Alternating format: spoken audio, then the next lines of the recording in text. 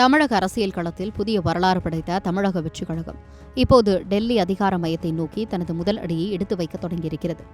2026 சட்டமன்ற தேர்தலில் 108 இடங்களை கைப்பற்றி தனிப்பெரும் கட்சியாக உருவெடுத்து காங்கிரஸ் மற்றும் கூட்டணி கட்சிகளின் ஆதரவுடன் முதலமைச்சராக பொறுப்பேற்றுள்ள முதல்வர் விஜய் அடுத்த கட்டமாக தேசிய அரசியலில் தடம் பதிப்பதற்கான வியூகங்களை வகுத்து வருகிறார்.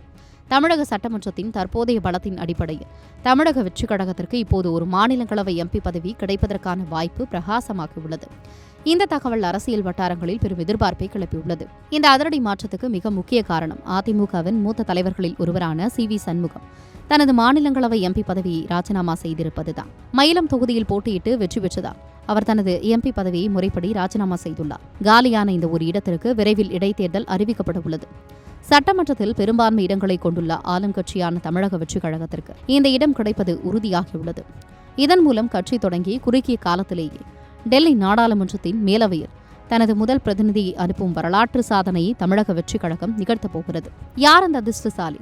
தமிழக வெற்றிக் கழகத்தின் முதல் எம்பியாக டெல்லிக்கு செல்லப் போவது யார் என்பது குறித்து முதலமைச்சர் விஜய் தற்போது தீவிர ஆலோசனையில் ஈடுபட்டு வருகிறார். கட்சியின் கொள்கைகளை தேசிய அளவில் உரக்க சொல்லக்கூடிய அதே சமயம் கட்சியின் வளர்ச்சியில் நீண்ட காலமாக பங்காற்றிய ஒரு முக்கிய நிர்வாகிக்கே இந்த வாய்ப்பு வழங்கப்படும் என்று எதிர்பார்க்கப்படுகிறது. மாநில அரசியலில் ஒரு பெரும் அலையை உருவாக்கிய முதல்வர் விஜய் இப்போது டெல்லி நாடாளுமன்றத்திலும் தனது கட்சியின் குரலை ஒலிக்க செய்ய தயாராகிவிட்டார். இது டெல்லி அதிகார வர்க்கத்தின் கவனத்தையும் விஜய் பக்கம் திருப்பியுள்ளது. இதற்கிடையில் முதலமைச்சர் விஜய் 2 தொகுதிகளில் போட்டியிட்டு வெற்றி பெற்றிருந்தார்.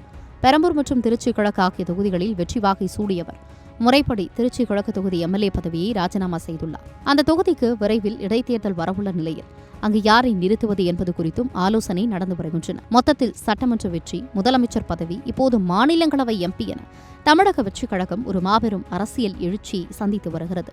தமிழக வெற்றிக் கழகத்தின் அந்த முதல் எம்பி யார் என்ற அறிவிப்பு வெளியானால் அது தேசிய அரசியலிலும் ஒரு முக்கிய திருப்பமாக அமையும் என்பதில் சந்தேகமில்லை.